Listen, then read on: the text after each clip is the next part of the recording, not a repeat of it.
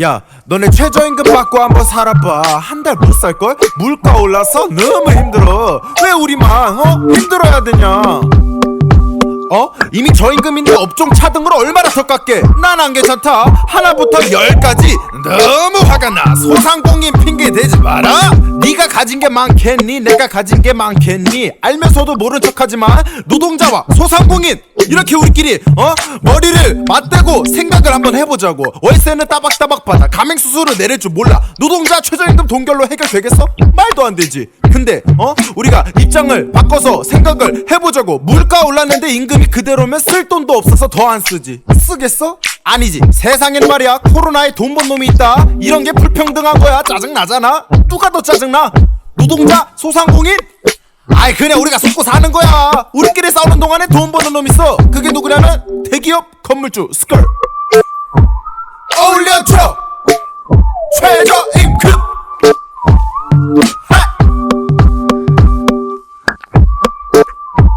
올려줘 최저임금.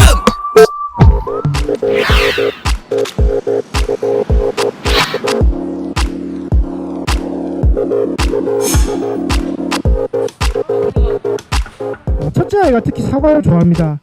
그런데 이제 사과는 못 써먹인 지 참 오래됐습니다. 작년 말에는 2배로 뛰었더라고요. 결국 사과랑 수박 대신 바나나와 파인애플로 대신을 했습니다.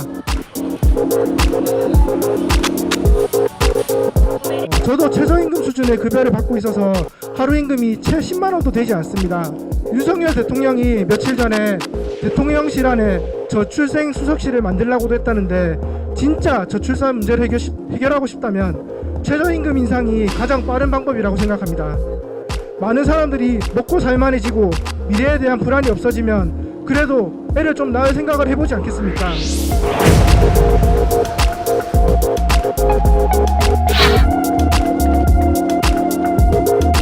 제가 근무하는 상담센터가 여의도에 있는데요. 여의도는 점심 가격 평균이 12,000원 이상입니다. 한 끼 식사로 김밥을 만들려고 구매한 비용만 8,000원입니다. 특히 김을 제일 좋아하는데 평년 대비 38.14% 이상 가격이 급등하였고 김밥마저도 가격이 많이 올랐습니다.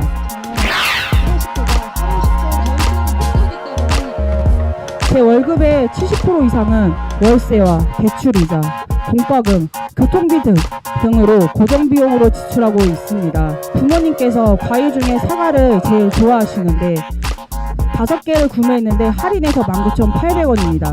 너무나 속설이가 났습니다. 좋은 음식과 용돈도 드리고 싶은데 턱없이 부족한 월급으로 생계를 유지하는 게 너무나 어렵습니다.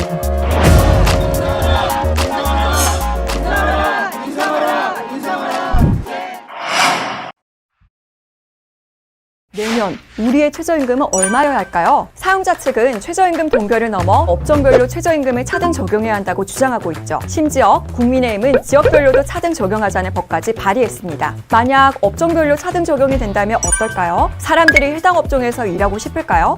아니죠. 이미 사람들은 낮은 임금을 지급하는 업종이나 기업을 기피하고 있죠. 임금이 낮다, 사람들이 지원하지 않는다, 기업 경쟁력 하락으로 지불 능력이 떨어진다, 또다시 임금이 더 낮아진다, 사람이 없다.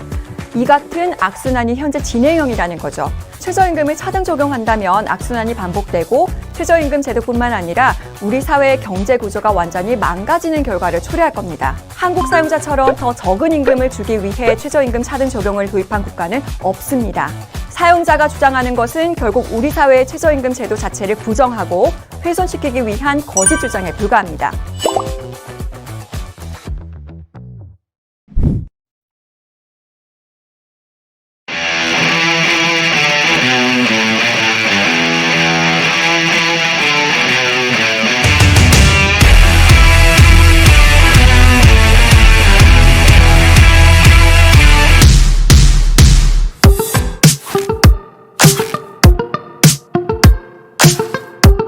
노동조합법 2조는 노동조합에 관한 모든 이야기다.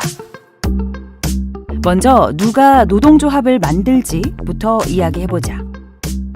현재 법의 근로자라 함은 직업의 종류를 불문하고 임금, 급료, 기타 이에 준하는 수입에 의해서 생활하는 자를 말한다 라고 되어 있다. 그런데 바로 이 규정이 너무 협소해서 근로계약서를 쓰지 못한 많은 비정규직 노동자들과 특수고용 노동자들은 노동자로 인정받지 못하고 있는 현실이다. 하이트진로 화물 노동자들은 15년간 단 한 번도 운송비가 인상된 적이 없다. 노동자들은 화물연대 노동조합에 가입해 교섭을 요구했다. 그러나 회사는 너희는 노동자가 아니라고 교섭을 거부했다. 특수고용 형태라고 노동자성을 인정받지 못한 것이다. 회사는 교섭 거부뿐 아니라 130명을 집단 해고했다. 노동자로 인정받지 못하는 순간 모든 것이 불법 덩어리가 된다. 노동조합 건설도, 교섭도, 파업도 모두 불법이다. 이렇게 당하는 노동자들이 차고 넘친다. 특히 회사가 그냥 일단 당신들은 노동자 아니야 라고 하면서 이제 교섭을 거부하는 경우에 그냥 그 법원의 판단을 받기까지 몇 년이고 계속 기다려야 되는 상황이 발생을 하는 거죠.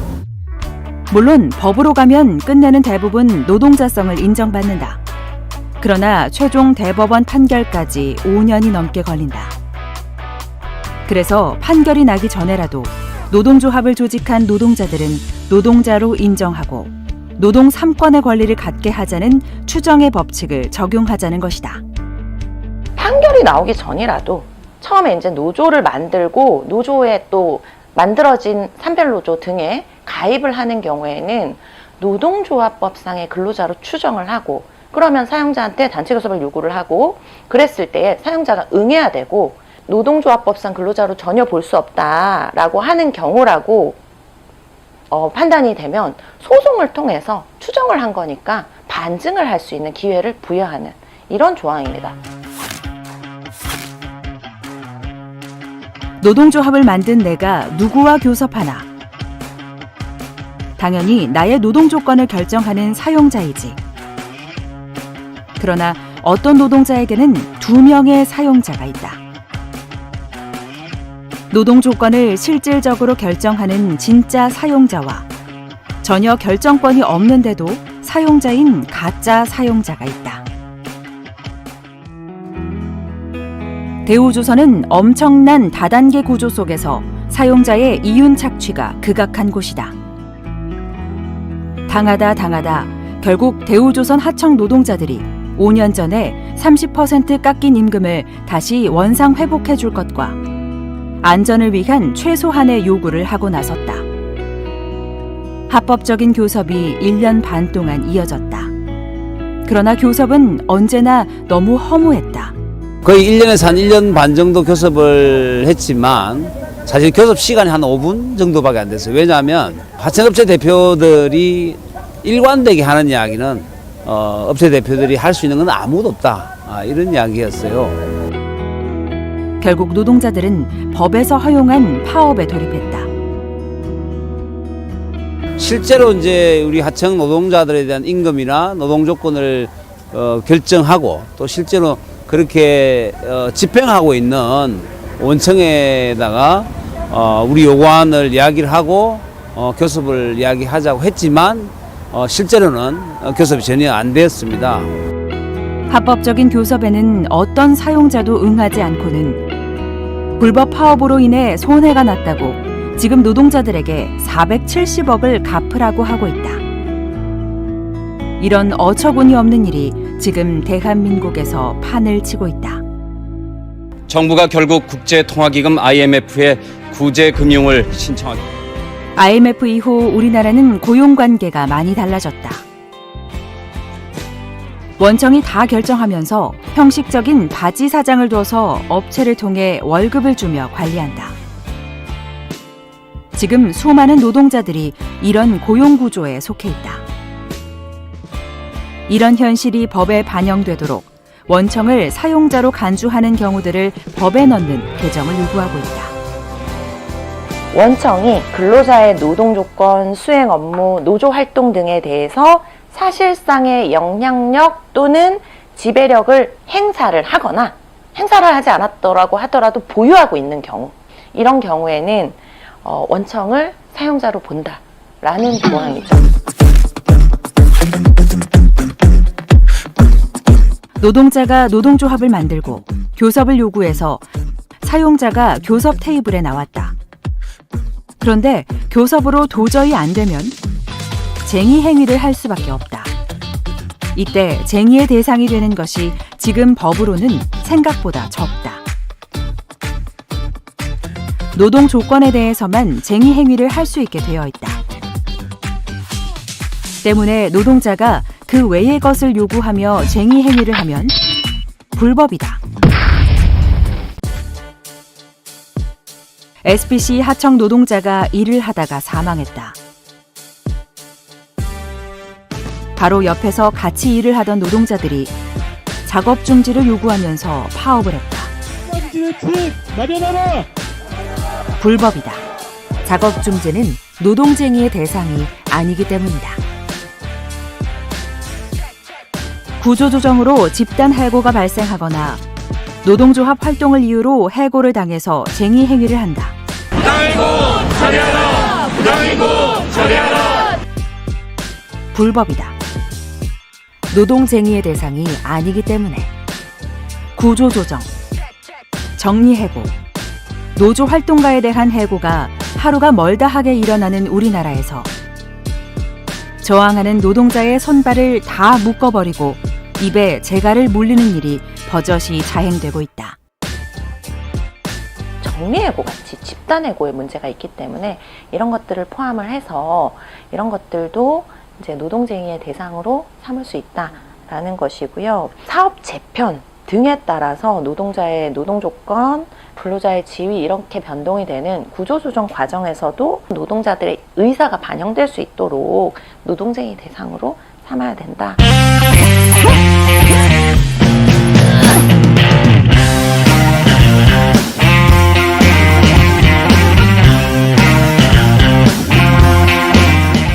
현재 노동조합법 3조에는 사용자는 노동조합법에 의한 쟁의 행위로 인해서 손해를 입은 경우에 노동조합 또는 근로자에게 손해배상을 청구할 수 없다라고 정하고 있다.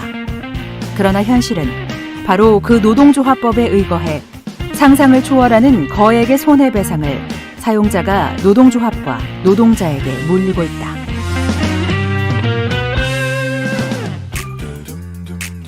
노동조합법에 넌 근로자가 아니야.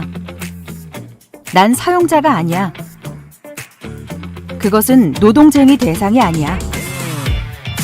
때문에 너희들 행위는 모두 불법이다. 불법이니 넌 나한테 손해배상을 해줘야겠어. 이렇게 우리나라에서 합법 파업은 낙타가 바늘구멍을 통과하기보다 더 어렵게 되어 있다. 더 나아가 사용자들은 이 거액의 손해배상을 노조 탄압에 활용하고 있다. 아예 그래서 회사에서 이 노조 대응 전략 문건에 보면은 손배 거액의 손해배상을 청구해서 노조를 무력화하고 이를 지켜보는 조합원들이나 일반 노동자들로 하여금 이렇게 위협감을 느끼도록 하도록 아예 매뉴얼이 되어 있는 거죠. 손해배상을 제한하자라는 것이 이번 노조법 3조 개정의 핵심이다. 이 불법 파업이다 라고 손해배상을 청구를 하게 되니까 굉장히 위축이 되고 불안하고 그러니까 파업 이탈의 원인이 되는 거죠. 결국 파업에서 이탈한다라는 것은 노동 3권이 축소되는 거고 제한을 받는 거고 침해되는 거거든요. 오랜 시간 동안 전개되어 온 노동조합법 개정 관련 투쟁. 이제는 끝내야 한다. 이대로 가다가는 다 죽는다. 20년 만에 그 하청 노동자들 스스로가 이 정세를 열었거든요. 그래서 이것을 올해 연내에 끝장 내기 위해서 절박한 심정으로 지금 단식 운송을 결심하고 지금 단식을 진행하고 있습니다. 노동자의 기본적인 권리 이전에 인권에 대한 문제다. 노조법 2조 3조 개정 반드시 이뤄냅시다. 이 노조법 2조 3조 개정 투쟁은 모든 노동자의 노동 기본권 쟁취를 위한 싸움인 만큼 우리 민주노총 노동자들이 이 투쟁에 적극 함께 해주시기를 다시 한번 호소드립니다.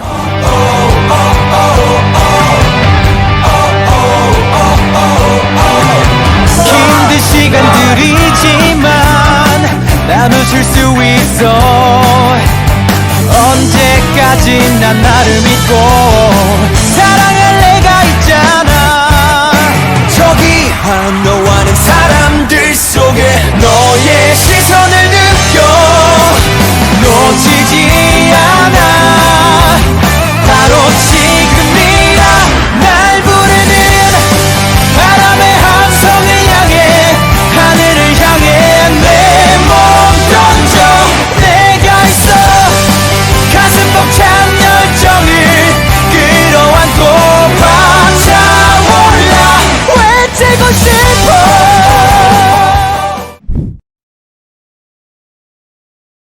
(5인) 미만 사업장에 적용되는 법, 적용되지 않는 법을 이번 최저임금 이슈랑 같이 해서 한번 말씀드리려고 합니다. 5인 미만 사업장이라고 하면은 4명까지인데요. 대표 빼고 4명이에요. 근로자 수만 했을 때 4명이라는 거고요. 상시 근로자 수라는 개념으로 산정을 합니다. 우리 사업장의 뭐 급여대장이라든지 근로자 명부에 있는 총 사람 수가 5명이다 라고 해서 5인 넘어간 거 아니에요. 하루에 나오는 사람 수의 평균을 보면은 4명이면은 5인 미만 사업장이 될 수 있다라고 볼 수 있어요. 일단은 5인 미만 사업장 적용되는 법도 한 번 더 체크를 드리면은 최저임금은 5인 미만 사업장도 적용이 돼요. 그리고 주휴일이라든지 근로시간 중에서도 휴게에 대한 부분 4시간은 30분 이상 휴게를 줘야 되고 8시간 이상 근무하면은 1시간 이상 휴게 시간을 줘야 되는 부분들, 그 다음에 이제 또 중요한 게 퇴직금, 급여 관련해서는 퇴직금도 5인 미만 사업장도 동일하게 적용이 됩니다. 근로계약서 작성을 더불어서 하게 되는 근로조건의 서면 명시 의무도 당연히 적용이 되고요. 해고는 사실 적용이 안 되지만 해고, 예고 수당 이 부분은 또 적용이 됩니다. 해고 예고라는 거는 해고를 하기 전에 30일 전에 미리 얘기를 해야 되고요. 30일 전에 얘기하지 않으면은 30일분의 임금을 줘야 되는 건데요. 이것은 이제 3개월 이상 근무하는 사람들에 대해서 적용이 됩니다. 그리고 이제 해고 예고라는 거는 30일이 굉장히 중요한데요. 2월 달에 특히나 28일이 한 달이다 보니까 한 달 전인 28일 전에 해고 예고를 한 사례가 있었어요. 그러면은 2일이 부족해서 30일분을 줬던 거죠. 이러한 해고 예고도 5인 미만 사업장에는 적용이 되고요. 그 밖에 조금 특징적인 거는 뭐 출산휴가라든지 육아휴직과 같은 이제 복리후생 모성보호 관련된 부분도 적용이 된다라고 보시면 될 것 같습니다. 그러면은 어떤 게 적용되지 않나라고 봤을 때는 가장 중요하게 또 급여 파트에서 좀 보셔야 되는 거는 가산수당이에요.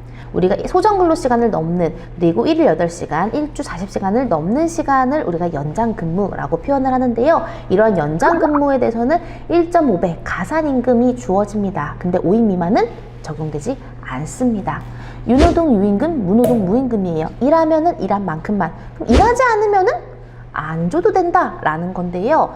우리 사업장이 근무를 하지 않게 됐어요. 사용자 때문에, 사용자 귀책 사유로 인해서 근무를 하지 않게 됐었어요. 그러면은 원래는 5인 이상 사업장은 일을 하지 않고도 70% 임금을 줘야 되는 휴업수당이라는 게 있어요. 하지만 5인 미만은 유노동 유임금, 무노동 무임금이기 때문에 일을 하지 않으면은 그만큼 휴업수당이 발생하지 않는다. 그리고 연장근로시간, 일주에 12시간 연장근로시간에 대한 제약도 없고요. 그리고 연차유급 휴가도 적용이 되지 않습니다. 특히나 이제 빨간 날들, 법정 공휴일이 5인 이상 사업장은 22년도부터 유급이 되었는데요. 이러한 것들도 적용이 되지 않아요. 빨간 날에 안 나오면 급여 없는 거고요. 나와서 일하면 일한 만큼만 급여 지급, 휴일 근로수당도 없겠죠. 그리고 마지막으로 해고. 5인 미만 사업장은 산전후 휴가라든지 산재 기간 동안에 해고 못하는 거는 제외하고요. 일반적인 해고에 대한 법 규정이 적용되지 않습니다. 왜냐하면 부당해고 구제 신청을 할 수 없어서예요. 다만 해고 예고 수당, 해고 예고는 적용된다는 거 하나만 더 체크를 해주시면 좋을 것 같습니다. 5인 미만 사업장에 적용되지 않는 법들 핵심만 다시 한번 설명드리면요. 일단 연장, 야간, 휴일 근로에 대한 제한도 없을 뿐더러 가산수당 지급되지 않는다. 그리고 연차 유급 휴가 없습니다. 그리고 해고가 자유로워요. 부당해고 구제 신청을 할 수 없기 때문이고요. 그 다음에 우리 사업자의 귀책 때문에 근무하지 않은 경우 급여를 줘야 되는 휴업 수당도 발생하지 않습니다. 우리 사업장이 일단은 몇 명이 근로자 수일까 한 번 더 체크를 하셔서 우리 사업장에 맞는 법들, 법 위반은 혹시 없는지 한 번 더 체크를 해보시면 좋을 것 같습니다.